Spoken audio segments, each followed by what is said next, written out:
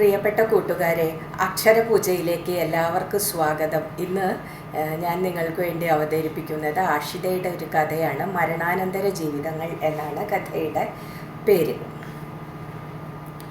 തണുത്തു വിറങ്ങലിച്ച ഒരു വൈകുന്നേരമായിരുന്നു അത്. ചായക്കോപ്പയുമായി ഞാൻ വിമലയെ അന്വേഷിച്ചു ചെല്ലുമ്പോൾ അവൾ അടുക്കളയുടെ ജനലിലൂടെ പുറത്തു മൈതാനത്തിലെ പന്തുകളി നോക്കി നിൽക്കുകയായിരുന്നു. അവളുടെ അരികിൽ ചായ അനുനിമിഷം തണുത്തുകൊണ്ടിരുന്നു. പുറത്തു പന്തു കളിക്കുന്ന ചെറുപ്പക്കാരെ ഞാനും കണ്ടു. അതിൽ ഓരോരുത്തരും അവളുടെ മകൻ്റെ സമപ്രായക്കാരാവും. അരുൺ അവരോടൊപ്പം എന്നും കളിക്കാൻ പോയിരുന്നിരിക്കുമോ? ആ സന്ദേഹത്തിൽ എൻ്റെ കയ്യിലെ ചായക്കോപ്പ ഒന്ന് വിറച്ചു. ശബ്ദം കേട്ട് വിമല തിരിയുകയോ എന്നെ നോക്കുകയോ ചെയ്തില്ല. വലിഞ്ഞു മുറുകിയ അവളുടെ മുഖഭാവം അവൾ ഈ ലോകത്തേ ഇല്ലെന്ന് തോന്നിച്ചു. ഞാൻ ചായക്കോപ്പ താഴെ വെച്ചു.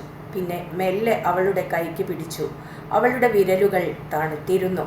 മരണത്തോടടുക്കുന്ന ഒരു തണുപ്പ്, മരണത്തിൻ്റെ നിശ്ചലത. സായാഹ്നം ഇരുണ്ടു തുടങ്ങിയിരുന്നു. ശീതക്കാറ്റ് വീശിയടിക്കാൻ തുടങ്ങി. തെരുവു വിളക്കുകൾ തെളിഞ്ഞു.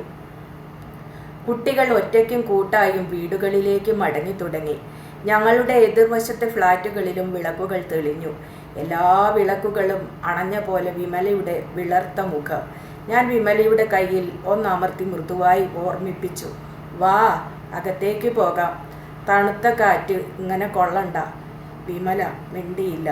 വിമല കോളേജ് കാലം തൊട്ട് എൻ്റെ കൂട്ടുകാരിയാണ്. 4-5 കൊല്ലം ഹോസ്റ്റലിലെ റൂംമേറ്റ്. ഞങ്ങൾ കൈമാറാത്ത രഹസ്യങ്ങളോ സങ്കടങ്ങളോ ഇല്ല.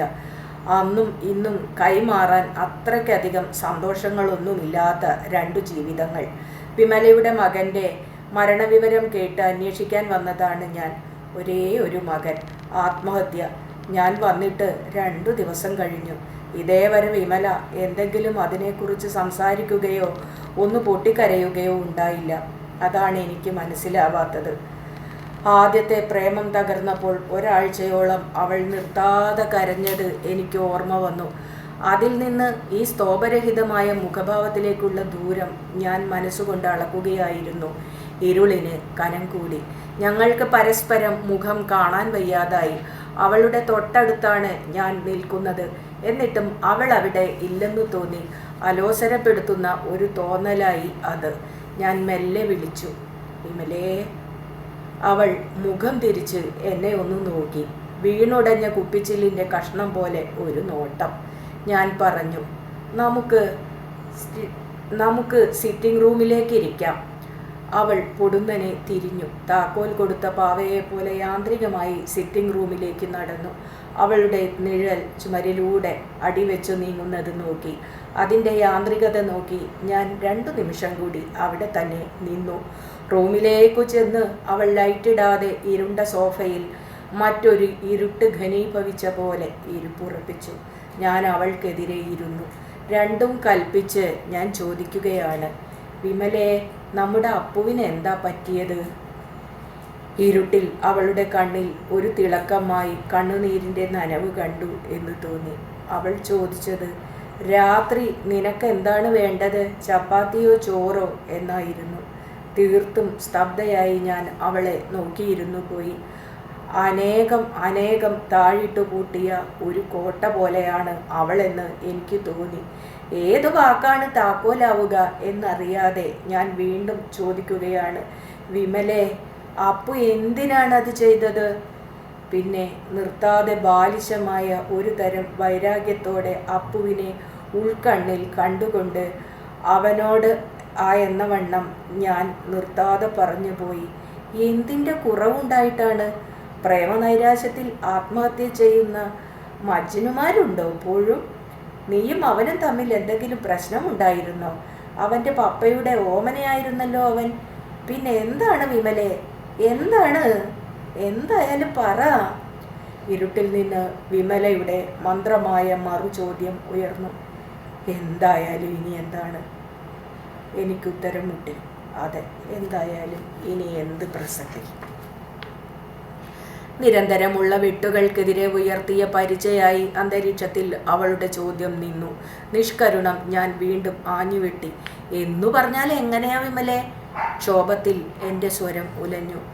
നമ്മൾ വളർത്തുന്ന ഒരു കുഞ്ഞ്, നമ്മുടെ കുഞ്ഞ്, ഒരു നട്ടുച്ചയ്ക്ക് അങ്ങ് ഇറങ്ങിപ്പോവുകയാണ് ലോകത്തിൽ നിന്ന്, ജീവിതത്തിൽ നിന്ന് നമ്മളെ വിട്ട്. അതിൻ്റെ കാരണം അറിയണ്ടേ? അറിയാതെ നമുക്ക് സ്വസ്ഥത കിട്ടുമോ? അവളുടെ കൈകൾ എൻ്റെ കൈകൾക്കുള്ളിൽ നേരിയതായി വിറയ്ക്കുന്നത് ഞാൻ അറിഞ്ഞു. ഇപ്പോൾ ഞങ്ങൾക്കിടയിൽ വെട്ടും തടയും കഴിഞ്ഞുള്ള പൊടിപടലമടങ്ങിയ മൂകതയിൽ പെട്ടെന്ന് അവൾ പറഞ്ഞു തുടങ്ങി. അന്നുച്ചയ്ക്ക് ഞാൻ ഊണ് കഴിഞ്ഞ് ഒന്ന് മയങ്ങാൻ കിടന്നു. അവൻ അപ്പുറത്തെ മുറിയിൽ ഗിറ്റാർ വായിക്കുന്നുണ്ടായിരുന്നു. അത് കേട്ടുകേട്ടാണ് ഞാൻ ഉറക്കത്തിലേക്ക് വഴുതി വീണത്. ഇടയ്ക്ക് എപ്പോഴോ അവൻ കടന്നു വന്നു. എൻ്റെ മൊബൈലിനു കൈനീട്ടി. അത് നോക്കാതെ തിരിച്ചു തന്നു. എൻ്റെ കണ്ണിലേക്ക് കുറേ നേരം സങ്കടത്തോടെ നോക്കി നിന്ന് അവൻ മുറിയിൽ നിന്ന് ഇറങ്ങിപ്പോയി. ഞാൻ സ്വസ്ഥമായി ഉറങ്ങി. 2 മണിക്കൂർ കഴിഞ്ഞ് ചായയുമായി ഞാൻ വിളിക്കാൻ ചെന്നപ്പോഴാണ് എൻ്റെ ഹൃദയം പ്രകമ്പനം കൊണ്ടു. എനിക്ക് ശ്വാസം മുട്ടുന്നതുപോലെ തോന്നി. സമുദ്രത്തിൽ തിരമാലകളുടെ തല്ലേറ്റ് നിർമ്മമമായി നിൽക്കുന്ന ഒരു സമുദ്രശില പോലെ ഇരുന്നു വിമല. ഞാൻ അവളുടെ കൈ പിടിച്ചു. അവൾ എൻ്റെ കൈ മെല്ലെ തലോടി.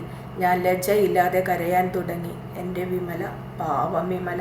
എനിക്ക് ജീവിതത്തിൽ നിന്ന് ഇറങ്ങിപ്പോകുന്ന എല്ലാ കുഞ്ഞുങ്ങളെയും ഒരു മാത്രം ഓർമ്മ വന്നു. അവരെ ചൊല്ലി മാഴുകുന്ന അമ്മമാരെയും. ഇപ്പോഴും ആ നേരമാകുമ്പോൾ ഒരാന്തൽ വരും. വിമല താഴ്ന്ന സ്വരത്തിൽ പറഞ്ഞു, ഏതാണ്ടൊരു സ്വകാര്യം പോലെ. അത് കേട്ട് ഞാൻ ആകെ ആളിക്കത്തുന്നതായി എനിക്ക് തോന്നി. ഞങ്ങൾക്കിടയിൽ മൗനം ഇപ്പോൾ അലയടങ്ങിയ ഇരുണ്ട കടൽ പോലെ. നിനക്കറിയുമോ? വിമല പിന്നെയും പറഞ്ഞു. ഞാൻ ഗൂഗിളിൽ കുറേ പരതി. മരിക്കണമെന്ന് നിശ്ചയിച്ചുറപ്പിച്ചവരാണ് കഴുത്തിൽ കുരുക്കിടുന്നതത്രേ. അതിനപാര ധൈര്യം വേണം. മറ്റെല്ലാത്തിലും, ഞരമ്പ് മുറിക്കലിലും മണ്ണെണ്ണ ഒഴിച്ച് കത്തുന്നതിലും കായലിൽ ചാടുന്നതിലും ആരെങ്കിലും ഒന്ന് രക്ഷിച്ചേക്കുമെന്ന് അവസാന നിമിഷം വരെ അബോധപൂർവമായി എങ്കിലും ആഗ്രഹിക്കുമത്രേ. ആത്മഗതമെന്ന പോലെ വിമലയുടെ ചോദ്യം ഉയർന്നു. മരണത്തെ അഭിമുഖീകരിക്കാൻ കാണിച്ച ചങ്കുറപ്പ് എന്താ എൻ്റെ മോന് ജീവിതത്തെ അഭിമുഖീകരിക്കാൻ ഉണ്ടാവാഞ്ഞത്? പറയേ. എൻ്റെ ഹൃദയം സ്തംഭിച്ചു പോകുമെന്ന് എനിക്ക് തോന്നി. നിർത്ത്, ഞാൻ ഒച്ചയിട്ടു. നമ്മുടെ കുഞ്ഞുങ്ങൾ, നമ്മൾ പാലൂട്ടി താരാട്ടി കാലോ കയ്യോ വളരുന്നതെന്ന് നോക്കി നമ്മുടെ നെഞ്ചിൽ ചവിട്ടി കുതിച്ചു വളരുന്ന ഈ കുഞ്ഞുങ്ങളെ അവസാന നിമിഷം പിരിഞ്ഞു പോകുമ്പോഴെങ്കിലും പിൻവിളി വിളിക്കാൻ നമ്മെക്കുറിച്ചുള്ള ഓർമ്മകൾക്ക് കഴിയാതെ പോകുന്നത് എന്താ ദൈവമേ? വിമല മുഖം തിരിച്ച് ആദ്യമായി എൻ്റെ മുഖത്തേക്ക് ഒരക്ഷരം പറയാതെ നോക്കി.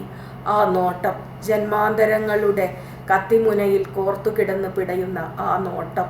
അവൾ പറയുകയായിരുന്നു എത്രയോ ശാന്തവും വിനമ്രവുമായ സ്വരത്തിൽ, ഒരു പക്ഷേ ഞാൻ അവന് നല്ല അമ്മ അല്ലായിരുന്നിരിക്കാം.